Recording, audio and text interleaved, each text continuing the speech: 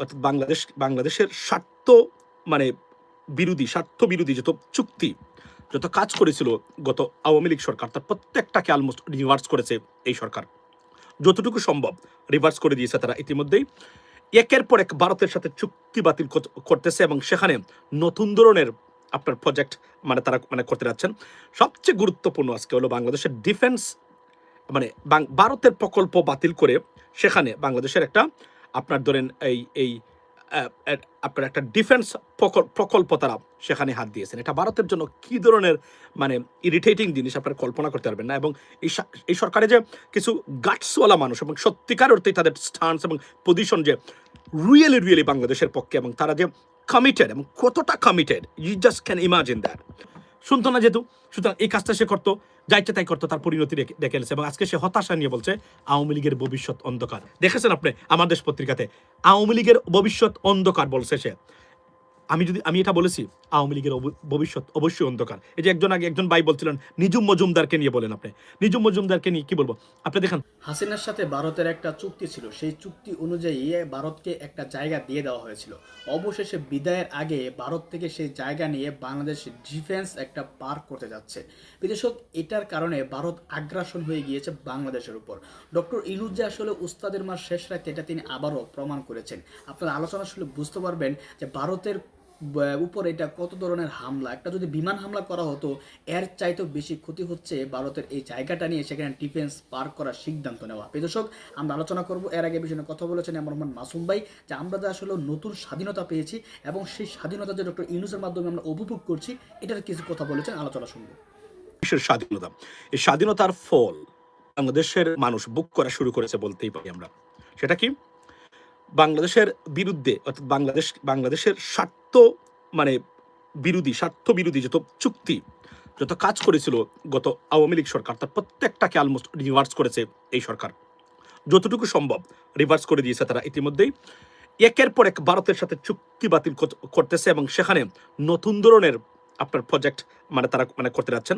সবচেয়ে গুরুত্বপূর্ণ আজকে হলো বাংলাদেশের ডিফেন্স, ভারতের প্রকল্প বাতিল করে সেখানে বাংলাদেশের একটা আপনার ধরেন এই আপনার একটা ডিফেন্স প্রকল্প তারা সেখানে হাত দিয়েছেন। এটা ভারতের জন্য কি ধরনের ইরিটেটিং জিনিস আপনারা কল্পনা করতে পারবেন না। এবং এই সরকারে যে কিছু গাটসওয়ালা মানুষ এবং সত্যিকার অর্থে তাদের স্টান্স এবং পজিশন যে রিয়েলি বাংলাদেশের পক্ষে, এবং তারা যে কমিটেড এবং কতটা committed, you just can imagine that. বাতিল শুধু করেন নাই, বাতিল করে সেখানে ডিফেন্স আপনার যেটাকে আমরা ওই যে বিভিন্ন ধরনের এই আপনার ডিফেন্স অর্থাৎ প্রকল্প তারা সেখানে চালু করেছেন। আমি বিষয়টা একটু বিস্তারিত আমি আপনাদেরকে সামনে দেখাই। এবং এই যে এগুলাই আমাদের নতুন যে কোন গভর্নমেন্ট গেলে এগুলাই আমাদের করা দরকার বলে আমি মনে করি। কারণ এখানেই আমাদের পরিবর্তনের ছোঁয়া এবং সব পরিবর্তন আমি আপনাদেরকে দেখাই। কোথায় গেল এটা? আচ্ছা, এই যে এটা একটা নজিরবিহীন ঘটনা, কিন্তু এই দেখেন আমি আপনাকে দেখাই। বুলেট ও ট্যাঙ্কের যন্ত্রাংশ উৎপাদনের লক্ষ্যে মিরসরাইয়ে, এবং এই প্রকল্পটা ছিল ভারতের প্রকল্প। এটা লেটসে বুলেট ও ট্যাঙ্কের যন্ত্রাংশ উৎপাদনের লক্ষ্যে মিরসরাইয়ে অত একর জমি ডিফেন্স আচ্ছা আপনার অত একর যেটা ভারতকে দেওয়া হয়েছিল ডিফেন্স ইন্ডাস্ট্রিয়াল পার্ক করার সিদ্ধান্ত সরকারের। ডিফেন্স ইন্ডাস্ট্রিয়াল পার্ক ওইটা ভারতকে দিয়েছিল গত সরকার, সেটা তারা ক্যান্সেল করে তারা এখন এটাতে ডিফেন্স প্রকল্প। আপনি দেখেন এই সরকার ডিফেন্সের ক্ষেত্রে যে কি পরিমাণ সিদ্ধান্ত নিয়েছে, নজিরবিহীন ঘটনা।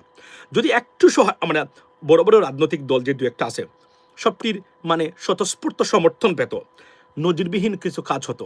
ভারত যা চেয়েছিল তার উল্টো দিকে বাংলাদেশ যাচ্ছে, এবং এটাই বাংলাদেশের জন্য নতুন পরিচয়, ladies and gentleman, trust me. এবং আমি একটু আগে বলেছিলাম, তারপরে হলো এটা তো আলোচনা করবোই, সাথে হলো যে আদানিকে প্রতি বছর 5 থেকে 6 হাজার কোটি টাকা এক্সট্রা গভর্নমেন্ট দিত। এটা প্রথম আলো রিপোর্ট। এখানে অন্য জায়গাতে বলা আছে $1 billion. Now if you dispute that $1 billion, at least Prothom Alo পত্রিকা, আমি আপনাদেরকে দেখাবো, এটা 5 থেকে 6 হাজার কোটি টাকা প্রতি বছর এক্সট্রা দেয়। এখন আমি দৃষ্টি আকর্ষণ করব সেই সব ভারতীয় দালালদের যারা ক্রিকেটে 4 থেকে 500 কোটি টাকার নাকি লস হয়ে যাবে, এবং না খেললে বাংলাদেশের টাকা লস। তার দেশের স্বাধীনতা সার্বভৌমত্বর কোনো ব্যাপার তাদের কাছে না। দেশ কোথায় যে কুক্ষিত করে রাখার চেষ্টা এবং বাংলাদেশের বিরুদ্ধে অনবরত ষড়যন্ত্র এবং ডিফেমিং বাংলাদেশের যে এফর্টটা, এটা বিন্দু মাত্র তাদের মনে আঘাত দেয় না। তাদের মনে হলো কি 5-6 হাজার কোটি টাকা বাংলাদেশে পাচ্ছে না, এটাই অথচ এটা একটা মিথ্যা তত্ত্ব। লেখছে এখানে বুলেট ও ট্যাঙ্কের যন্ত্রাংশ উৎপাদনের লক্ষ্যে মিরের সরাইয়ে বুলেট এবং ট্যাঙ্ক হেভিস্টাফ 850 একর জমিতে ডিফেন্স ইন্ডাস্ট্রিয়াল পার্ক করার সিদ্ধান্ত সরকারের। এর মধ্যে নীলফামারীতে আজকে মানে চীনের 2300 কোটি টাকার প্রকল্প, যেটা আন্তর্জাতিক মানের হসপিটাল, রাইট, এবং নজিরবিহীন সিদ্ধান্ত সরকার অ্যাপ্রুভ করেছে। এগুলা ভারত কোন অবস্থাতেই, এগুলোর একটা অবশ্য রাজনৈতিক উদ্দেশ্য আছে, তবে এখানে বলে রাখি এগুলা নতুন এবং যুগান্তকারী পদক্ষেপ বাংলাদেশের, লেডিস এন্ড জেন্টলম্যান, নতুন এবং যুগান্তকারী পদক্ষেপ। This is what kind of Bangladesh that we want and we should get it from our politicians. But the problem is এই যে দালাল শ্রেণী তারা রাজনীতিতে তৈরি করেছে, এই জন্যই তারা, আপনি বিশ্বাস করেন, আমি আপনাদেরকে বলি, আপনি যদি রাজনীতি সম্বন্ধে খোঁজ না রাখেন, ইন্টারন্যাশনাল মেকানিজম, ইন্টারন্যাশনাল ইন্টেলিজেন্স, এগুলো যদি মানে আপনি খেয়াল না রাখেন, আপনি বুঝবেন না ভারত আমাদের দেশে কি করেছে এবং কি করতে চায়। You can imagine that. আপনি যদি একবার খালি বুঝতে পারতেন, এখানেই আমাদের রাজনৈতিক দলগুলোর ব্যর্থতা, তারা জনগণকে মানে এডুকেট করে না ভারতীয় ষড়যন্ত্র এবং তাদের যে কনস্পিরেসি এবং ডিফেমিং যে প্রজেক্ট বা এফোর্টস যেগুলা অনগোয়িং কন্টিনিউ চলতেছে বর্তমানে বাংলাদেশের বিরুদ্ধে, সেগুলো নিয়ে তারা আলোচনা করে না, মানে এগুলো তারা বুঝায় না। কারণ একটা জিনিস দেখবেন আপনি, আচ্ছা, এই যে কয়েকটা প্রকল্প, এগুলা কিন্তু নজিরবিহীন ঘটনা বাংলাদেশের জন্য, এবং ভারত এগুলাকে কোনোভাবেই মানে দাঁত কামড়াচ্ছে, তারা মেনে নিতে পারে না। তারা স্বাধীন বাংলাদেশের কোন প্রজেক্টে তারা মেনে নিতে পারে না। It's unbelievable. এটা তো কোনো দেশ হতে পারে না। আমি আপনাকে বলি, 1971 সালে আমরা স্বাধীন হয়েছি পাকিস্তান থেকে। এই 2024 সালে নতুন করে জিয়াউর রহমান সাহেব, প্রেসিডেন্ট জিয়াউর শহীদ জিয়া একটা পদক্ষেপ নিয়েছিলেন বাংলাদেশকে ভারত থেকে আলাদা করার, জাতীয়তাবাদ এই সেই। এরপরে বিগত এত বছর পরে এই প্রথম বাংলাদেশ তার নিজস্ব মানে স্বকীয়তায় বাংলাদেশ একটা স্বাধীন এবং সার্বভৌম রাষ্ট্র, সেটা প্রতিষ্ঠা করার আপ্রাণ চেষ্টা করে যাচ্ছে বর্তমানে এই সরকার।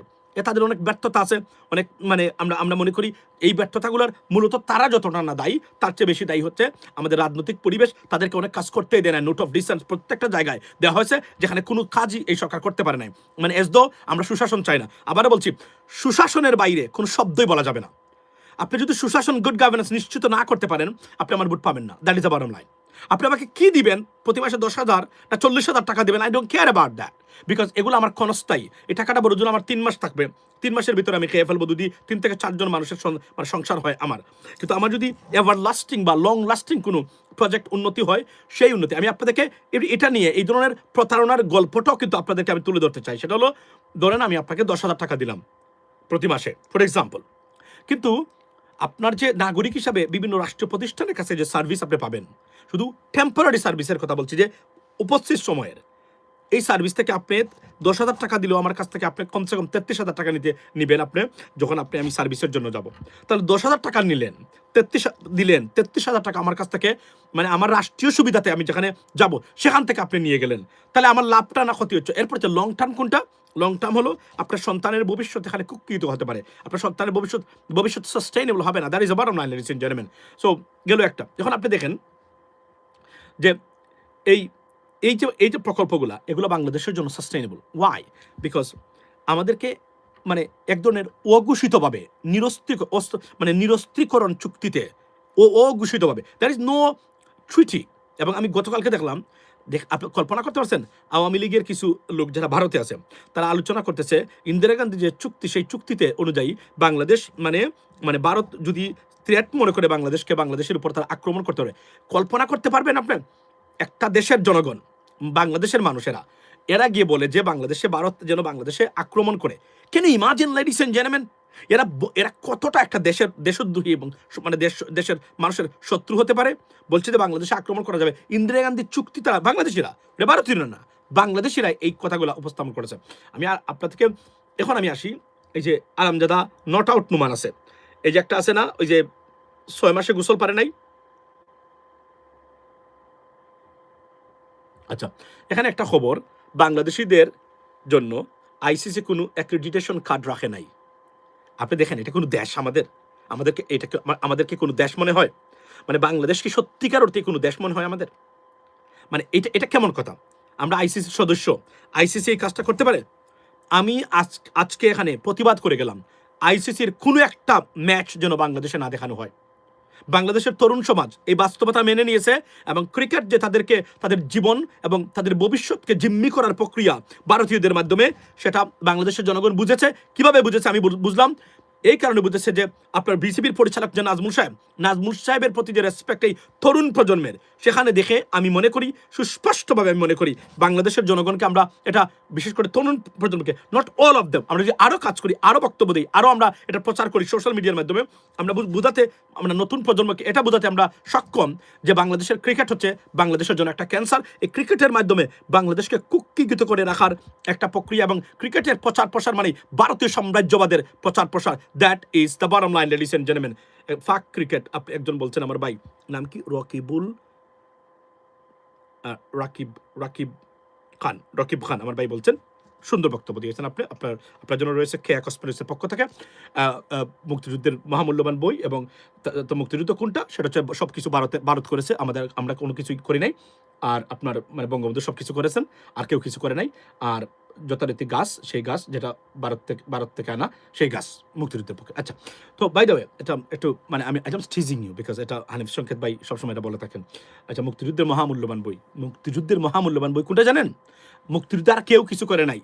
প্রেসিডেন্ট জিয়াউর রহমান, উনি মানে পাকিস্তানের মানে চোর ছিলেন, আইএসআইয়ের চোর ছিলেন, উনি একজন রাজাকার ছিলেন, উনি মানে এই সেই আজিবাজি। আমি একটা উদাহরণ দিলাম আপনাদেরকে, কেন, যেহেতু উনি তো রাজনীতিভাবে পরিচিত, এই জন্যই। আর বঙ্গবন্ধু সব কিছু করেছেন, আর আওয়ামী লীগ মানে মুক্তিযুদ্ধ করেছে। বাংলাদেশের ভারত না থাকলে মুক্তিযুদ্ধ হতো না, যদিও লাস্টের কয়েকদিন এসে তারা বলছে, এবং বাংলাদেশকে যা দিয়েছে ভারত আজীবন মনে রাখতে হবে। এগুলো হচ্ছে মুক্তিযুদ্ধের মহামূল্যবান বই। এখন আমি আমার রাকিব ভাইকে এই বিষয়ে মন্তব্য করার জন্য আমি অনুরোধ করলাম আপনাকে। আচ্ছা, সো এখন আমি যাই যে এখন আমি আপনাকে, আচ্ছা এখন আমার বক্তব্য হলো, নট আউট নুমান, তুই কই রে তামিলান্ডু, ওয়ের আর ইউ নাও? তামিলান্ডু কি পরিমাণ টাকা খেয়েছে ভারতের মানে ভারত হাইকমিশন থেকে, আপনি কল্পনা করেন। নন স্টপ, তার ঠোঁট তো এত পাতলা দেখা যাচ্ছে, সারাদিন মনে হয় গাঁজা খায়। ও বাই দ্য ওয়ে, RTVর খবর হলো বাংলাদেশে গাঁজাখুরের সংখ্যা 11 লক্ষ। এটা RTVর খবর এই মুহূর্তে। পারভেজ ভাই, ওয়েলকাম টু দিস লাইভ। মানে গাঁজাখুর, বাংলাদেশের টোটাল গাঁজাখুরের সংখ্যা 11 লক্ষ। এটা RTV একটু আগে খবর দিয়েছে, এটা আমরা এটা মানে কথা বলবো। নুমান হচ্ছে এই 11 লক্ষের অন্যতম নেতা, এই গাঁজাখুর নুমান, এই যে নট আউট নুমান। আচ্ছা, সো মূল জায়গাতে আমি আপনাদেরকে বলি, সেটা হলো যে দেখেন, এই দালালদের বিষয়ে সচেতন থাকবেন। আমি বারবার বলছি, বাংলাদেশে যে পরিমাণ লুটপাট এবং অপচয় হয়, ক্রিকেটে ICC কি দিবে? এবং আমি বলছিলাম ব্যঙ্গ করে, আমরা প্রবাসীরা প্রতিদিন $35 মিলিয়ন শুধু, তারা বলছে $27 মিলিয়ন। আমি বলছিলাম $35 মিলিয়ন শুধু আমরা প্রস্রাব করি, মানে খরচ করি প্রবাসীরা। কেন বললাম এই কথাগুলা, কিছু মনে নেবেন না। এই জন্যই আপনারা তো জানেন, এই বাংলাদেশটা ঠিকই আছে এই মুহূর্তে শুধু প্রবাসীদের টাকায়, জানেন তো আপনারা। মূল যে আমাদের রিজার্ভ, এই যে এত কিছুর পরে একটা বিপ্লব পরবর্তী রাষ্ট্র ভঙ্গুর হয়, অর্থনৈতিক মানে মানে টানাপোড়েন থাকে, দৈন্যতা থাকে, সেখানে মানে ব্যয় নির্বাহ করতে পারে না রাষ্ট্র, সেই জায়গাতে বাংলাদেশ এই প্রথম সত্যিকার অর্থে রিয়েল হিসাবে IMF, according to IMF and world bank, বাংলাদেশের রিজার্ভ যা লাগে তার চেয়ে বেশি। আপনি বলেন সারপ্লাস আছি আমরা। Can you imagine this? What a contribution from our expatriates, প্রবাসীদের সম্পূর্ণ। এবং জানেন তো, রেমিটেন্স কাকে বলে? শুধু প্রবাসীদের পাঠানো টাকাকে রেমিটেন্স বলে। গার্মেন্টস বিক্রি করে যে টাকা, সেটাকে রেমিটেন্স বলা হয় না, ওইটা অন্য হিসাব। কিন্তু রেমিটেন্স শুধুমাত্র প্রবাসীরা যে টাকা পাঠায়, এটাকে রেমিটেন্স বলে। Think about that, ladies and gentleman. এই জন্য আমি এই কথাগুলো বলছি। তো আসি আমি মূল জায়গাতে। আপনি দেখেন, সে বলছে কি, মানে 400-500 কোটি টাকা আমরা লস করলাম। আমি বলছিলাম যে পরিমাণ শুধু এসালম যে নিয়েছে, $1 বিলিয়ন যদি আমরা এসালমের কাছ থেকে আনতে পারি, $20 বিলিয়ন নিয়েছে অফিসিয়াল স্ট্যাটিস্টিক্স, এটা আওয়ামী লীগের সময়ের বক্তব্য আমি বলছি। ওই টাকাটা যদি আমরা $1 বিলিয়ন শুধু $20 বিলিয়ন থেকে $1 বিলিয়ন আমরা এসালমের কাছে উদ্ধার করতে পারি, মানে আমাদের ক্রিকেট বোর্ড চলতে পারবে আরো 30 বছর। 30 বছর চলতে পারবে। আর ওই কথা, ওই হিসাবটা তো সত্য না। আমরা কত পার্সেন্ট পাই? ICC যে টাকা দেয়, সেই টাকা 27 মিলিয়ন, $21 মিলিয়ন আমরা পাই। $21 মিলিয়ন, তাও বাংলাদেশের উৎপাদিত যে টাকা, সেটার একটা অংশ। আপনি কল্পনা করেন কতটা মিথ্যাচার তারা এদিন প্রতিদিন আমাদের সামনে জাতিকে বিভ্রান্ত করে। এই দেশে থেকে এই দালালরা এখন এই কাজগুলা করে যাচ্ছে। এটা আনবিলিভেবল, লেডিস এন্ড জেন্টলম্যান। আমি নট আউট নুমান সহ সেই দালালদের উদ্দেশ্যে, এই দেখেন প্রথম আলোর আমার পিছনে আছে প্রথম আলো, আদানি বছরে 5 থেকে 6 হাজার কোটি টাকা বাড়তি নিচ্ছে। Imagine that. ইন্টারন্যাশনাল মার্কেট যদি 5 টাকা হয়, রাইট, ভারতীয় মানে কোম্পানির সেটা টাকার কথা 4 টাকা অথবা 4.5 টাকা। কেন? বিকজ আপনার আমদানি খরচ, আপনার যে যাতায়াত খরচ বা কানেক্টিং খরচটা আমেরিকার চেয়ে কম, ইউরোপের চেয়ে কম। সেখানেও তারা ইন্টারন্যাশনাল রেটের সাথে তাল মিলিয়ে নিয়েছে, তারপরেও তারা 5 থেকে 6 হাজার কোটি টাকা এক্সট্রা নিয়েছে। লেডিস এন্ড জেন্টলম্যান, এখন আপনি আমাকে নোটাউন নুমানকে বলেন আপনারা যে এই যে আইসিসির যে টাকা $21 মিলিয়ন, $21 মিলিয়ন আপনি প্রতি বছর $1 বিলিয়ন পাচার করে, মানে একটা দিচ্ছি আমরা আদানিকে। এই টাকাটা শুধু একটা প্রকল্পের বক্তব্য আমি দিলাম, এটা কিন্তু সব প্রকল্প নয়, এবং শত শত প্রকল্প করেছে। এই প্রকল্পগুলা শুধুমাত্র আমি আপনাকে বলি, শুধুমাত্র পদ্মা সেতুতে যে পরিমাণ লুটপাট করেছে 11,000 কোটি টাকা, মানে সেতুর মানে টাকার সেতু, সে টাকা তার 81,000 কোটি টাকা নিয়েছে। ধরে নিলাম আরো 20,000 কোটি টাকা এক্সট্রা হলো। ভাই 81,000 কোটি টাকা কিভাবে গেল? আপনারা দেখেছেন সেটা। এই সরকারে আসার পরে প্রায় 6,500 কোটি টাকা পদ্মা সেতুর পরবর্তী রক্ষণাবেক্ষণ থেকে তারা সেভ করেছে। এই যে আমাদের সড়ক উপদেষ্টা যে ফয়জুল হক সাহেব সেদিনও বলছিলেন। তো আপনি কল্পনা করেন, আমরা যদি এই টাকাগুলো সেভ করতে পারি, বিসিবির যে টাকা পায় আইসিসি থেকে, এগুলা কি কোনো অবস্থাতে কোনো বেশি অ্যামাউন্ট? আপনি ধরেন আদানির থেকে যদি 5-6 হাজার কোটি হয়, ভাই আমরা 500টা কোটি মানে 500টা কোটি টাকার যদি আমরা এখান থেকে সেভ করে আমরা আমাদের ক্রিকেট বোর্ডকে দেই, আমাদের ক্রিকেটারদেরকে দেই, আমাদের টাকার প্রয়োজন আছে? আইসিসির টাকা আমাদের প্রয়োজন আছে বলেন আপনারা? বলেন আমাকে, আপনারা বলেন। আমি তো এই কথাগুলোই তো তুলেছিলাম সেদিন। আমি অন্যান্য প্রকল্পে বাদ দিলাম। ভাই যে পরিমাণ লুটপাট হয়, আমি আপনাদেরকে বলি, বাংলাদেশে যে মানে বাজেট হয়, সেই বাজেটের মাত্র মানে 1/3 আমরা কাজে লাগাই, বাকি 2/3 অপচয় এবং আর লুটপাট হয় এই জায়গাতে। তো আপনি কল্পনা করেন, এই নট আউট টুমানকে খান ধরে কেউ এই কথাটা তাকে জিজ্ঞেস করবেন, এই হিসাবটা তাকে মিলিয়ে দেবেন যে দালাল তুই দেখ তুই কি পরিমাণ টাকা খেয়েছে। আপনি কল্পনা করেন কি পরিমাণ টাকা খেয়েছে সে, মানে সারাদিন নন স্টপ, মানে এই হিসাব সারাদিন, মানে বিসিবি এই করলো, বিসিবি সেই করলো, মানে সে একটা বারো বসে নাই। কি পরিমাণ টাকা খেয়েছে আপনি কল্পনা করেন। আপনি তো জানেন যে মানে বাংলাদেশ যেন যায়, কারণ ভারত তো একটা মহাবিপদে পড়েছে, রাইট? বাই দ্য ওয়ে, এখানে বলে রাখি যে পাকিস্তান ক্রিকেট বোর্ড সরকারের অনুমতি পাচ্ছে না এই মানে খেলাতে যাওয়ার। পারভেজ ভাই কি বলছেন? আচ্ছা, Adani is now ডিসরাপ্টিং Bangladesh with আচ্ছা and by reducing electricity supply. They would definitely do that. They would definitely do that. Let me tell you one thing. আপনারা যারা নতুন প্রজন্মের এখানে যারা মানুষ আছেন, আমি আপনাদেরকে অনুরোধ করি, এই জীবনে কোনোদিন লাইফ সেভিং গুরুত্বপূর্ণ যেগুলা উপস্থিত সময় রিপ্লেস করা যায় না, energy sector, life saving matter, শিক্ষা, জীবনে কোনোদিন ভারতীয়দের হাতে দিবেন না, বাংলাদেশের এই জীবনে দিবেন না। কেন দিবেন না জানেন? যে কোন সময় তারা এগুলো আমাদেরকে ডিস্টার্ব করবে, বিপদে ফেলবে। লাইফ সেভিং এবং হেলথের বিষয়ে, লং টার্ম হেলথে, ধরুন আপনার জিনিস একটা খাচ্ছেন ভারত থেকে এনে বছর পর বছর, এটা আপনি জানেন না আমাদের সারা 21 কোটি মানুষকে এরা ক্যান্সারের মানে দানা দিয়ে দিচ্ছে কিনা আমাদের ভিতরে।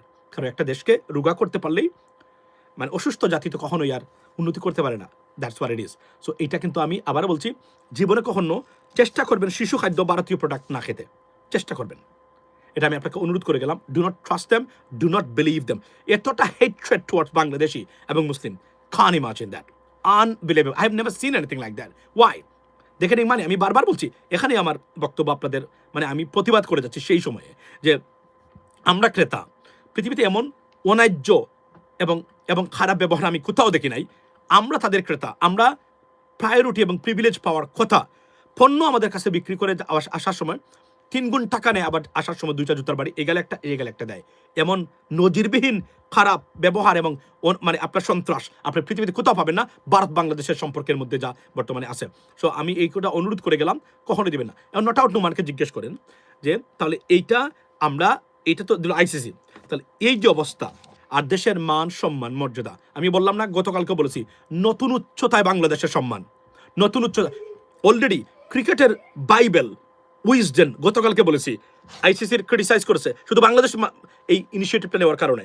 এরপরে গিলেস্পি, উনার মতো ব্যক্তি কিন্তু অলরেডি, আপনি যাকে গিলেস্পি মানে জিলেস্পি বলা হয়, তো উনি কিন্তু আপনি দেখেন প্রতিবাদ করেছেন, আর অনেকে এসেছেন। এবং পাকিস্তান ক্রিকেট বোর্ড তারা বলছে, আমি পাকিস্তানকে এই এফোর্টটার জন্য ধন্যবাদ দিই, ইভেন তো তারা বিশ্বকাপে যায়ও, কেননা এটা একটা বিগ লস হবে পাকিস্তানের জন্য যদি পাকিস্তান না যায়, মানে টোটালি। অর্থাৎ এটা একটা নজিরবিহীন ঘটনা। এই স্যাক্রিফাইসটা পাকিস্তান করবে কিনা, তবে Pakistan should stand by Bangladesh. Why? Because এটা ভবিষ্যৎকে আইসিসিকে ভারতের মানে রাহুগ্রাস মুক্ত করার জন্য এই পদক্ষেপগুলো জরুরি। If you do not act now, there is a time coming, you not be able to act that time. এটা আমি আবার বলছি, কেননা এই সময় ইনজাস্টিস হচ্ছে, এই ইনজাস্টিসের বিপক্ষে না দাঁড়ালে, যখন আপনার উপর ইনজাস্টিস আসবে, তখন হয়তো আর একজন মানুষও পাবেন না মানে যখন আপনার পক্ষে দাঁড়াতে পারে। সো আমি বলবো পাকিস্তানের জন্য this is a high time, Pakistan should act now. Cricket is not everything, honestly speaking. পাকিস্তানিরা চাইলে, পাকিস্তানি অনেক বড় বড় বিলিয়নিয়ার পৃথিবীতে আছে, বিশ্বাস করেন, বড় বড় বিলিয়নিয়ার পাকিস্তানি বংশোদ্ভূত। আমি জানি আমেরিকা তো 3 জন আছেন কমপক্ষে বিলিয়নিয়ার তারা, রাইট? আমাদের প্রেসিডেন্ট ট্রাম্পের ফ্রেন্ড একজন, কিন্তু আমি আপনাদেরকে বলি।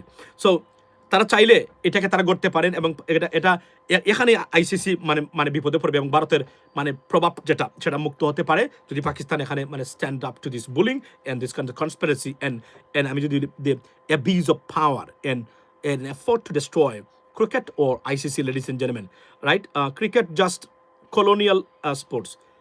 By নামটা তো পড়তে আবার Rakib Khan, thank you. That's a colonial sport. Nice sentence. Now oh, by the way, in fact it is, because it's invented by British. It is a colonial sport, and now it is right now recolonized again. It is being recolonized, in the process of being recolonized by India, because it was colonized by Britain. Right now they have given the power, authority to India to recolonize. We should not tolerate that. We should stand up to this bullying and this colonization. We want a colony-free world and sports as well, ladies and gentlemen. So we should stand up to that. Among this is a nice word. It absolutely a colonial sport. Absolutely. এটা আমি এর জন্য তো আমি বারবার বলছি, এটা নতুন এম্পেরিয়ালিজম সৃষ্টি করতেছে, ভারতীয় এম্পেরিয়ালিজম। ফর এক্সাম্পল, যে ক্রিকেটের প্রচার প্রসার মানে ভারতের প্রচার প্রসার। আমি আপনাদেরকে অনুরোধ করবো, জাস্ট অ্যাবসলিউটলি আমি অনুরোধ করবো আপনাদেরকে, নতুন প্রজন্ম যারা আছেন, গাইজ, ক্রিকেট পৃথিবীতে G8 কান্ট্রির ব্রিটেন ছাড়া একটা দেশ ক্রিকেট খেলে না, বিশ্বাস করেন, একটা দেশও ক্রিকেট খেলে না। এটা একটা টাইম ওয়েস্টিং। আগামীতে যে ফার্স্ট পৃথিবী আমরা পাচ্ছি, এই সময় নষ্ট করে দিনের পর দিন এই খেলাগুলো দেখার যৌক্তিকতা নিয়ে প্রশ্ন উঠতেই পারে। বিকজ আমাদের যে মানে যেটাকে আমরা কি বলে, যেটাকে এই যে আমাদের এই যে পাওয়ার, যেটা আমাদের কি বলে এটাকে, এই যে man power, it's a West of man power, trust me. আমাদের এই যে কর্মঘণ্টা, রাইট, এটার ওয়েস্ট অফ টাইম ডেফিনেটলি আমি মনে করি। সুতরাং আপনারা বিশ্বাস করেন, আর পার্টিকুলারলি যে খেলাতে ভারতের আধিপত্য, ভারত ওন করে, সেই খেলাতে অন্ততপক্ষে আমি বাংলাদেশকে কোনোভাবেই টাকা একটা পয়সা খরচ করার জন্য আমি বলবো না, এবং এটা গুরু বিরোধিতা করি। We need to invest in football, absolutely. বললাম না, ব্রিটেনের তৃতীয় মানে বিভাগ, অর্থাৎ থার্ড ক্লাস, যেটা first class, second class, third class যে লিগ, যেটা ওইটাতে যদি বাংলাদেশের একজন মানে ফুটবলার খেলতে পারে, তারপরেও যে টাকা সে পাবে, এটা মোটামুটি বলতে গেলে ICC যে টাকা দিয়ে বাংলাদেশে তার সমান হয়ে যেতে পারে। Trust me, ladies and gentleman. So আমি আবার বলছি, আমাদেরকে ফুটবলে, এবং football is a game or sport of the world, of the global world. Trust me, we need to invest in it. এবং আমরা বাংলাদেশের নতুন যে ছেলেরা বিশ্বাস করেন, ক্রিকেট যেন উঠতে না পারে, এই ষড়যন্ত্রটা, মানে ফুটবল যেন উঠতে না পারে, সেই ষড়যন্ত্রটা করেছে এরা বসে। কল্পনা করেন, এমন কোনো সেক্টর নাই যে সেক্টরে তারা ভারতীয় রয়ের মানে মিশনের বাইরে ছিল। This is unbelievable. প্রতিটা সেক্টরে বাংলাদেশে। আমি আপনাকে একটা উদাহরণ দিই। মিজানুর রহমান আজহারি, আপনি জানেন তো, মিজানুর রহমান আজহারি, উনি তরুণ বক্তা, তরুণ প্রজন্মকে মোটিভেট করতেছে। যখন তারা দেখলো তাকে আপনার এই ষড়যন্ত্রের মাধ্যমে তাকে বের করে দিল, দেশে আসতেই পারলো না ভদ্রলোক। আচ্ছা, গেল উনার বক্তব্য। আপনি জানেন ডক্টর খন্দকার আব্দুল্লাহ জাহাঙ্গীর একজন ইসলামিক স্কলার, আমার প্রিয় একজন ব্যক্তি, ভেরি নাইস। আব্বাসি আর চরমুনাইয়ের সাথে রাইট এবং দিনের যে পার্থক্য, 1000 মিলিয়ন বছরের পার্থক্য, জ্ঞান, গরিমা, প্রেজেন্টেশন, উপস্থাপনা, যুক্তি, তর্ক, কমন সেন্স, সেন্সিবিলিটি। সেই খন্দকার আব্দুল্লাহ জাহারকে কে খুন করেছে আপনি জানেন? ট্রাক দুর্ঘটনায় উনি মারা গেছেন। বলা হচ্ছে উনাকে পরিকল্পিতভাবে হত্যা করা হয়েছে। কে থাকতে পারে এই হত্যাকাণ্ডে? ইমাজিন। অথচ এটা দেখেন, শেখ হাসিনার সময় ছিল বলে এটা নিয়ে কথাই হয়নি। মূলত উনাকে হত্যা করা হয়েছে ট্রাক দুর্ঘটনা দিয়ে, ট্রাকের মাধ্যমে।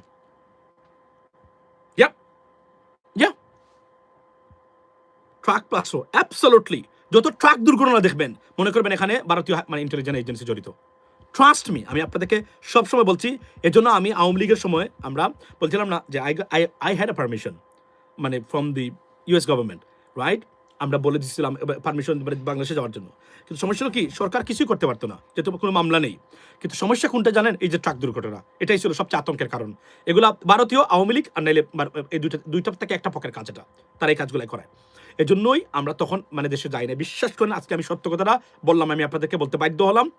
এবং খন্দকার কেন? কারণ উনি যেভাবে উঠতেছিলেন, উনি আন্তর্জাতিক মানের একজন মানে লেখক হতে পারতেন, ইসলামিক স্কলার, এতটা জ্ঞান গরিমা আর এত ইন্টারন্যাশনাল টাচ ছিল ওনার, আনবিলিভেবল। এই লোকটাকে হত্যা করেছে শুধু উনি যেন উঠতে না পারেন, এবং তাদের মহাপরিকল্পনা। ইসলামিক স্কলার, ভালো ভালো সাহিত্যিক, যারা অ্যান্টি ইন্ডিয়ান সাহিত্যিক, যদি কোনো কারণে তাদের মানে কাছে যদি তারা কোনোভাবে একদম বিশ্বাস করেন, একদম ইয়ং লেভেল থেকে এদেরকে টার্গেট করে তারা করে করে এদেরকে শেষ করে দেয়, আগ থেকে উঠতে পারবেন আপনি। তারা এই দেশ এমনভাবে কুক্ষিগত করেছিল এই মানে নতুন যে মানে মানে কলোনিয়াল মানে পাওয়ারের যে আধিপত্যবাদীরা, এই ভারতীয়রা, কিন্তু আমাদেরকে আমাদের রাজনীতিবিদরা এটা অ্যাড্রেস করতে পর্যন্ত ভুলে গেছে। আজকে এরা লেকচার দেয় প্রতিদিন এসে জাতির সামনে, আমরা এই করবো সেই করবো, কোনো কিছু এরা করতে পারবে না, কারণ এদের ক্ষমতা নাই। এদের অনেকের ডার্ট, যারা আগামীতে যাবেন অনেকের ডার্ট, অনেক ব্লু অ্যাক্সেস ভিডিও মানে অলরেডি মানে ভারতের এর হাতে ইতিমধ্যেই। আমি 3 জনের কনফার্ম করে বলতে পারি এদের এটা এখানে আছে, এবং এরা যদি সরকারের মন্ত্রী হয় কি হতে পারে আপনি কল্পনা করেন? কখন কল্পনা করতে পারেন কি হতে পারে আমাদের? That is the bottom line, ladies and gentleman. এরা গিয়ে ভারতে মানে মাসের মাস হোটেলে থাকেন, সেখানে কাজ হয়ে গেছে অলরেডি, এবং যেহেতু তারা এটা আসক্ত এবং এই কাজটা সেরে ফেলছে তারা, এবং এটা তারা শিখেছে কার কাছ থেকে জানেন? এটা ইসরায়েলি গোয়েন্দা সংস্থা মোসাদ, দে ডু ইট। এই ডাটগুলো তারা রাখেন সবসময়, তাদের একদম কার্বন কপি করে ভারতেরও। That's so bad for our country, you know I mean? So be careful guide, stay away from them, that dangerous, আপনাকে শেষ করে দেওয়ার জন্য। এবং এই যে আমি বলছি না, আমি ট্র্যাডিশনাল রাজনীতিবিদদের রাজনৈতিক ব্যবস্থার দ্বারা বাংলাদেশে কোনো গুণগত পরিবর্তন আসবে না। আমি আপনাদের একটা জিনিস বলে রাখি, যদি সুশাসনকেও নিশ্চিত করার মনে করেন যে আইনসঙ্গত সুশাসন, গরিব মানুষকে এটা বুঝাবেন যে সুশাসন দরকার আপনার সন্তানের জন্য। বাংলাদেশের যে সম্পদ আছে, বাংলাদেশ কি গরিব রাষ্ট্র? আমি প্রশ্ন তুলতে চাই আপনাদের কাছে, বাংলাদেশ কি পোর কান্ট্রি? নাও। ব্রিটেনের জিডিপির চেয়েও ডাবল টাকা আমরা পাচার করতে পারি, এই দেশ গরিব হয় কিভাবে? উত্তরটা দেন আমারে। ব্রিটেনের GDP $112 billion, go and check right now, maybe more or less. $235 billion official government statistics, it's not by this government, by the previous government, মানে বিভিন্ন মানে সমীক্ষা। তাহলে $235 বিলিয়ন, এক ব্যক্তি $20 বিলিয়ন নিতে পারে। এই দেশ গরিব থাকে কিভাবে আমারে বলেন আপনি? এই দেশ গরিব কিভাবে হলো? এই যে এখন আপনি কল্পনা করেন, এই যে টাকা পাচার আমরা খালি বন্ধ করতে পারি, আর মোট যে রাষ্ট্রীয় খরচ আছে তার 98% আমরা খরচ করতে পারি, এবং এটা দুর্নীতি না হয়, বাংলাদেশের জিডিপি, আমি আবার বলছি, আমি গিভিং ইউ দ্য প্রেডিকশন, মানে end of the 5 years time, whoever comes to the power, trust me, is gonna go and touch by 13% GDP. বাকিটা আমি বললাম না। Assam and Bengali people. আচ্ছা, so that's what it is, ladies and gentlemen. আমরা এই বিষয়টাতে, মাসুম ভাই, what is the difference between state formation and government formation, which is more important, which is a local solution? You said that, look, we talked about this kind of আপনার mechanism, but the problem is তারা বলছেন যে তারা এটা এই যে autonomous তারা দিতে চান না। ওয়াই তারা দিতে চান না? ফর এক্সাম্পল, আপনি যদি বলেন বিভাগীয়, আমরা যে বিভাগ চেয়েছিলাম স্বায়ত্তশাসন, মানে স্বায়ত্তশাসন মানে মানে মানে স্বায়ত্তশাসিত বিভাগগুলো যেগুলো আছে সেগুলো, আর বাংলাদেশের ক্ষেত্রে because Bangladesh is too small, honestly speaking, they are giving you the logic, যে তারা বলছেন যে বাংলাদেশ এতটাই ছোট, এবং ভারতের আগ্রাসনে এই জায়গাতে এমনভাবে আছে যে বাংলাদেশকে যদি একটা বিভাগকে স্বায়ত্তশাসন দেওয়া হয়, এটা একটা পর্যায়ে দেখা গেল ভারতের সাথে সম্পর্ক করে তারা উল্টাপাল্টা করতে পারে, দেশের স্বাধীনতা, সার্বভৌমত্ব এবং দেশের টেরিটোরিয়াল ইন্টিগ্রিটির জন্য হুমকি হতে পারে। তবে লোকাল গভর্নমেন্টকে এই এখন পর্যন্ত যেভাবে আছে, এটা লোকাল গভর্নমেন্টের সার্ভিসের জাতি না। এটাকে যদি আধুনিকায়ন করতে হয়, সেটা হচ্ছে যে প্রথমে ইউনিয়ন পরিষদের এই সরকার প্রপোজাল দিয়েছিল, যারা চেয়ারম্যান হন এদেরকে লেখাপড়া করে যারা মানুষ হতে হবে। আপনি জানেন কারা চেয়ারম্যান হয়? বেশিরভাগই ছাগলচুর টাইপের বাংলাদেশের যারা চেয়ারম্যান হয়, অলমোস্ট 60 to 80%। এরা চেয়ারম্যানের যোগ্য না, কিন্তু তারা চেয়ারম্যান, বিকজ তাদের পয়সা আছে এখানে। এই জন্য বলছি, এগুলাকে যদি আমরা শক্তিশালী করতে চাই, ওই লেভেলের মানে রিফর্মস আনতে হবে ওই সেক্টরে, যদি সম্ভব হয়, এবং গভর্নমেন্টের সাথে কোঅর্ডিনেশন করে। ধরেন এখনও আপনি যদি গ্রামাঞ্চলে যান, একজন চেয়ারম্যান তার ওই যে বয়স্ক ভাতা লিস্ট করে কাকে জানেন? যে তাকে ভোট দিয়েছে। আপনি দেখেন, যে তাকে ভোট দিয়েছে, এবং তার রেকমেন্ডেশনস আছে তার পরিচিত মানুষ থেকে, ফ্যামিলি মানুষ থেকে, টাকা পয়সা কেউ দিয়েছে, মানে মেম্বার তো বেশিরভাগই জানেন তো, এগুলো তো গরুচুর বেশিরভাগই, মানে আটা ময়দা, disgusting man, I'm sick of it. আচ্ছা, কিভাবে ভাই মানুষের এই যে টাকা পয়সা, দুই বস্তা মানে ময়দা গম মানে চুরি করে? ডিসকাস্টিং ভাই, বিশ্বাস করেন। এটা মানে নিয়ে আবার তার সন্তানকে খাওয়ায়। এটা কোনো কথা ভাই? এটা বলেন তো, এটা মুসলমান কোনো মুসলিম এই কাজটা করতে পারে? এটা করা উচিত? মানে আরেকজনের সম্পদ আপনি নিলেন, নিয়ে আপনি আপনার সন্তানকে খাওয়াচ্ছেন, আরেকজন মানুষের সন্তানের খাবার নিয়ে আপনি আপনার সন্তানকে খাওয়াচ্ছেন। এর চেয়ে বড় মানে অমানবিক আর নির্লজ্জ ব্যবহার কি হতে পারে? আপনি বলেন তো আমারে, হাউ ইজ দ্যাট পসিবল?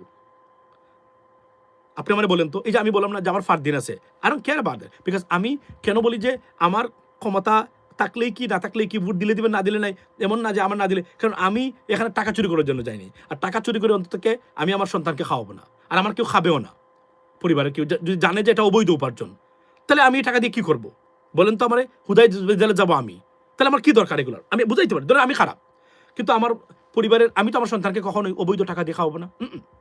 প্রয়োজনে সে একবেলা খাবে, নো প্রবলেম। বুঝলেন তো আপনি? কারণ সে বড় যদি হয় মানে হারাম খেয়ে, তার কাছ থেকে আপনি কি আশা করেন? কি প্রোডাকশন তার কাছ থেকে আশা করবেন আপনি বলেন? আচ্ছা, বড় হওয়ার পরে যদি খায় তাহলে তো বড় হয়ে গেছে, মাংস টাংস মানে হালাল উপার্জনে। কিন্তু যদি আপনার সন্তানকে আপনি অবৈধ টাকা দিয়ে গড়ে তুলেন, এ তো হারাম, হারামের ফ্যাক্টরি। এর কাছ থেকে কি আশা করেন আপনি আমার বলেন? That's the bottom line, ladies and gentleman. So by the way, আমি জানি না তো এখন মূল আমি আপনাদেরকে বলছি, যারা ঘুষ খান, ঘুষ যারা খান, অন্তত সন্তানদেরকে নিজের মূল বেতনের মূল অংশটা দিয়ে মানে বড় করবেন।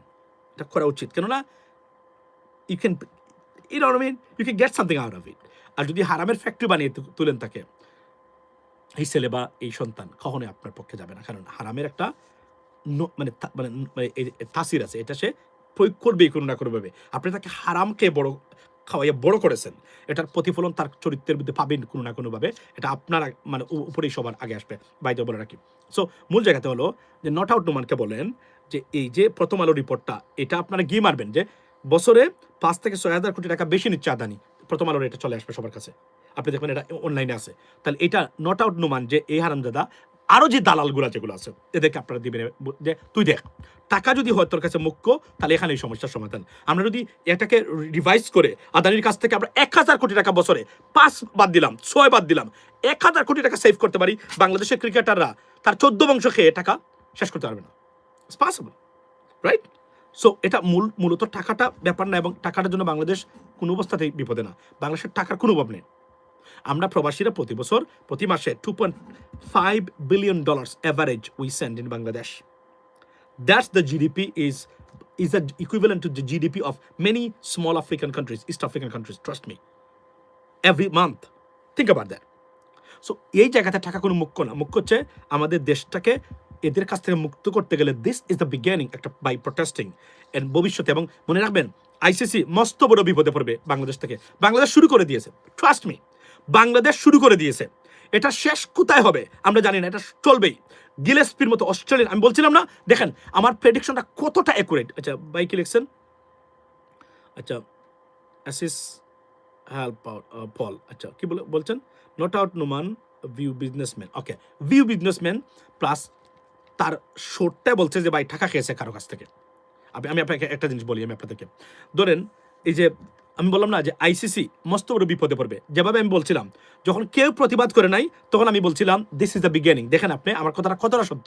এরপরে গতকালকে উইজডেন তাদের রিপোর্ট লিখেছে, গিলেস্পির মতো ব্যক্তি উঠে আসছেন, আর অনেকেই এটা পাকিস্তানের তো সমালোচনা করতেছে, আর অনেকেই। সুতরাং মানে কি, আইসিসির পোস্টমর্টেম শুরু হলো মাত্র। এটা কোন পর্যায়ে? মঈন আলী অলরেডি বক্তব্য দিয়েছেন, আরও অনেক ইংলিশ ক্রিকেটাররা এটাতে যুক্ত হবেন প্রিটি সুন। আমি আপনাকে লিখে দিলাম, নিশ্চিত থাকতে পারেন আপনারা, ইট ইজ কামিং আউট, এটার প্রতিবাদ হবে। এবং আইসিসি পোস্টমর্টেম এবং ইন্ডিয়ান আগ্রাসন মানে চ্যালেঞ্জের মুখে পড়বে খুব শীঘ্রই। বাংলাদেশ শুরু করে দিয়েছে তো, বাই দ্য ওয়ে বলে রাখি, বাংলাদেশের উপর খুবই ক্ষুব্ধ তারা, ভয়ঙ্কর ক্ষুব্ধ, মানে এই যে মানে উগ্রবাদী যারা আছেন, ভারতীয় উগ্রবাদী যারা আছেন তারা। আমি আবার বলছি, আমাদের যদি রাজনীতিবিদরা ঠিক থাকে, ভারতের একটা প্রচুর পরিমাণ আমাদের কোনো ধরনের ট্যাক্স দিতে হবে না, কোনো ধরনের সমীহ করার কোনো দরকার নেই। তবে definitely we should have and we want a better relationship with India because they are our neighboring country, right? But neighbor. But the problem is they don't want it. তারা এটা চায় না। তারা চায় এই দেশ তাদের কবজে করে রাখবে, আর এই মার্কেটটা যেটা আছে এখানে $25 বিলিয়ন প্রতি বছর মানে এখানে মানে রপ্তানি করবে, আর চুরি ঘুরাবে, আর দেশের মানে রাজনীতিবিদদেরকে একদম শেষ করে দিবে। কি পরিকল্পনা নিয়েছিল কল্পনা করতে পারেন? এই যে নতুন প্রজন্ম প্রতিবাদ করে দেশটাকে ফেরত এনেছে, এটার কৃতজ্ঞতা আপনি কিভাবে মানে কিভাবে দিবেন? আপনি আপনার সন্তানও দিয়ে যেতে হবে। এটা আপনি কল্পনা করতে পারবেন না যদি না আপনি রাজনীতি না জানেন কি করেছে তারা এই দেশের উপরে, কি মানে করতে চেয়েছে এবং কি করেছে তারা অলরেডি, এতটুকুই। মানে এখানে বলে রাখি যে আওয়ামী লীগের যারা তড়িগড়ি করতেছেন আপনারা ওবায়দুল কাদের বা আন্তর্জাতিক মানের নোয়াখালীর বিখ্যাত খাটাস, যাকে আমি মনে করেছিলাম যে শেখ হাসিনাকে আমি বলেছিলাম যেদিন ওবায়দুল কাদের আওয়ামী লীগের সাধারণ সম্পাদক হয়েছিলেন, সেদিনই আমি পোস্টটা দিয়েছিলাম, কেউ না এটাকে বের করতে হবে আমাকে, যে যেদিন আমি ওবায়দুল কাদেরকে আওয়ামী লীগের সাধারণ সম্পাদক বানিয়েছিলেন সেদিনই আওয়ামী লীগের মৃত্যুর ঘণ্টা বাঁচতে শুরু করলো বলে আমি পোস্ট দিয়েছিলাম। এটা আমি খুঁজে বের করব। এতটা অদক্ষ একজন মানুষকে আওয়ামী লীগের সাধারণ সম্পাদক, শুধু শেখ হাসিনা তার যেহেতু মানে তার মানে জুতা পালিশ করার জন্য রেডি ছিল ওবায়দুল কাদের, এই ধরনের ব্যক্তিকে উনি চান নাই আব্দুল জলিলের মতো কোনো ব্যক্তি, উনি চান নাই আব্দুল সামাদ আজাদ বা মানে কিবরিয়া সাহেবের মতো মানে এই ধরনের ব্যক্তি নাইও তো আওয়ামী লীগে। তারপরও যারা ছিল কাউকে সুযোগ দেয় নাই উনি, কারণ সে ছিল এক ধরনের সম্রাজ্ঞী, মানে সে কারো কথা শুনতো না, বিগটেড মহিলা ছিল মানে বুঝছেন, এবং উগ্র মহিলা ছিল, সাধারণত কারো কথা শুনতো না। একজন ব্যক্তি যখন তার স্বামীর কথা শুনে না, সে কোনো পুরুষের কথাই শুনবে না, দ্যাটস বারম লাইন। তো শুনতো না যেহেতু, সুতরাং এই কাজটা সে করতো, যা ইচ্ছে তাই করতো, তার পরিণতি দেখে এসেছে। এবং আজকে সে হতাশা নিয়ে বলছে আওয়ামী লীগের ভবিষ্যৎ অন্ধকার। দেখেছেন আপনি আমার দেশ পত্রিকাতে আওয়ামী লীগের ভবিষ্যৎ অন্ধকার বলছে সে। আমি এটা বলেছি, আওয়ামী লীগের ভবিষ্যৎ অবশ্যই অন্ধকার। এই যে একজন ভাই বলছিলেন নিজুম মজুমদারকে নিয়ে, বলেন আপনি নিজুম মজুমদারকে নিয়ে কি বলবো। আপনি দেখেন আওয়ামী লীগের আরো একটি মিস্টেক কিভাবে নিজুম মজুমদার আর সকল কয়েকজন মানুষ, এদেরকে দিয়ে আওয়ামী লীগ প্রচারণা করে যাচ্ছে, এদেরকে দিয়ে আওয়ামী লীগ ফিরতে পারবে, জীবনে ফিরতে পারবেন না। মনে রাখবেন, আওয়ামী লীগের ফিরতে গেলে আওয়ামী লীগের ক্রেডিবল মানুষ দরকার, ভেরি ক্রেডিবল, পার্সোনাল ক্রেডিবিলিটি আছে, এই ধরনের মানুষ দিয়ে মাঠে নামান, let's see what happens next. কিন্তু আপনি যদি মনে করেন যে ওই নিজুম মজুমদারের মতো ইনসেইন, মানসিকভাবে ব্যক্তিগতভাবে রীতিমতো ডিসকাস্টিং এবং ডিপ্লোরেবল পার্সন, এদেরকে দিয়ে আওয়ামী লীগ ফেরাবেন, it's a mistake, you can do that. এবং শেখ হাসিনা বা Awami League, you haven't learned any lesson.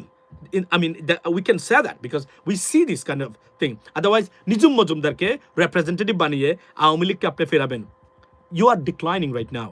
আর যদি if Jamaat can take power, if they can take power, that's going to be a disaster for Ferdinand. I'm coming right now. Give it 2 minutes. Traditional politician বা political পার্টির জন্য disaster অপেক্ষা করতেছে, এটা আমি নিশ্চিত করে বলতে পারি। Listen to me, I have to go because আমার সময় শেষ। 2 ঘন্টার ভিতরে এখানে 1 ঘন্টা চলে যায় প্রতিদিন। সো ভালো থাকবেন, কথা হবে ইনশাল্লাহ। আবারও বলি, এই প্রথম আলোর এটা এবং $1 বিলিয়ন যেটা বলছে তারা, দুইটাই মানে নট আউট টু আছে না, এরা আউট করে দেন এখানে গিয়ে, তাকে দেখিয়ে দেন। এবং এই দালালদেরকে বলেন টাকা এখানে মুখ্য নয়, দেশের মান সম্মান, দেশের মানে সম্মান, এবং বাংলাদেশ যে সত্যিকার অর্থে একটা আত্মমর্যাদার রাষ্ট্র, সারা পৃথিবীতে বাংলাদেশের প্রশংসা। এখন বাংলাদেশ নতুন করে বাংলাদেশকে পরিচয় করে দিচ্ছে, বাংলাদেশে আমরা একটা জাতি। এবং ট্রাস্ট মি, ডক্টর ইউনূস তো এমনিতেই সারা পশ্চিমা বিশ্বে বাংলাদেশের সুনামনি বৃদ্ধি করেছেন বিকজ অফ হিজ মানে পার্সোনাল মানে position, not out about that. যদিও দালাল এবং ভ্রান্ত ধারণার মানুষ যারা, ভারতীয় এজেন্ট যারা আছে, তাদেরকে ডক্টর ইউনূসের পছন্দ হবে না। এই গভর্নমেন্টের অনেক মিস্টেক আছে, কিন্তু গভর্নমেন্টের চেষ্টার কোনো কমতি ছিল না দেশকে নতুন করে মানে ঠিক করা। কিন্তু প্রতিটা ক্ষেত্রেই রাজনৈতিকভাবে বাধা, আর আওয়ামী লীগের হুমকি দামকি বয়ভীতি যে মানুষগুলো আছে এখানে, এরা কখনোই রাজনীতিবিদ না, এরা বই পেয়ে যায়। রাজ্যতালা মানুষ স্বাভাবিকভাবেই তারা ভীত সন্ত্রস্ত, মানে অনেক ক্ষেত্রেই তা কোনো না কোনোভাবে একটা রাজনৈতিক দলকে তারা আশ্রয় মনে করেন, যে তারা যদি আমাদের উপরে মানে বিগড়ে যায়, আমরা বিপদ আছে, আমরা শান্তিতে দেশে থাকতে পারবো না। দেয়ারফর তারা এটা করেছেন, আর না হলে আর অনেক কিছু আমরা অ্যাচিভ করতে পারতাম। What ever we have achieved, trust me, আমি স্টিল এই গভর্নমেন্টকে ধন্যবাদ দিই। কেননা একটা জায়গাতে, সেটা হচ্ছে সবার আগে এই দেশটাকে আমরা বাংলাদেশ, যে এখানে অনেক গন্ডগোল হতে পারে, আমরা ফেরত পেয়েছি। এবং এখানে বলে রাখি, নির্বাচন কেন্দ্রিক ঝামেলা সৃষ্টি করতে পারে যদি তারা নিশ্চিত হয় জামায়াত ক্ষমতায় যাচ্ছে, সেক্ষেত্রে ভারত ডিস্টার্ব করতে পারে, বিশৃঙ্খলা সৃষ্টির অপচেষ্টা, সরকার যেন সচেতন থাকে, definitely they can do that. But ভারতের মনে রাখা উচিত, এগুলো কোনো জিনিসে কাজে দিবে না, কেননা বাংলাদেশের মানুষ সচেতন, আরও ঐক্যবদ্ধভাবে নতুন করে ফিরবে Bangladesh. That's what it is. দালালরা নিপাত চাক, বাংলাদেশ মুক্তি পাক। হার পক্ষে ভোট দিবেন, হাই আগামীর বাংলাদেশ, হাই আপনার সন্তানের ভবিষ্যৎ। যারা হার বিপক্ষে আছেন তাদের লিস্ট করে রাখবেন, যেন তার সন্তানকে আপনি এই তত্ত্বটা পাস করতে পারেন, যখন সে বুঝবে, আজকে যখন 5 বছর, যখন সে 10 বছরে বলবে বাংলাদেশের সুশাসন নতুন। দর্শক আলোচনা শুনে বুঝতে পেরেছেন আসলে ইউনূস যদিও একটু ঢিলা সরকার, কিন্তু ভারতের বিষয়ে তারা যে পদক্ষেপগুলো নিয়েছে সেগুলো প্রশংসনীয়। অনেকে বলছে আরও বেশি করা দরকার ছিল, কিন্তু নতুন অবস্থায় যে এতটুকু করা গিয়েছে সেটা কিন্তু আমি বলবো অনেক বড় একটা বিষয়। এটা ডক্টর ইউনূসের অবশ্যই প্রশংসিত। কিন্তু অন্যদিকে দেশের ভিতরে তার আইনশৃঙ্খলা তিনি যতটা না করতে পেরেছেন, ভারতের সাথে মোকাবেলা খুব ভালোভাবে করতে পেরেছেন। এই যে এখন যে কাজটা করা হয়েছে, এই কাজটার কারণে ভারত বাংলাদেশের উপর ক্ষিপ্ত, যদি পারতো তারা আক্রমণ করতো, কিন্তু পারতেছে না। এতটাই একটা মানে বড় ধরনের একটা কাজ করা হয়েছে, শেষ মুহূর্তে এই কাজটা করেছেন, অবশ্যই তিনি ধন্যবাদ পাওয়ার যোগ্য।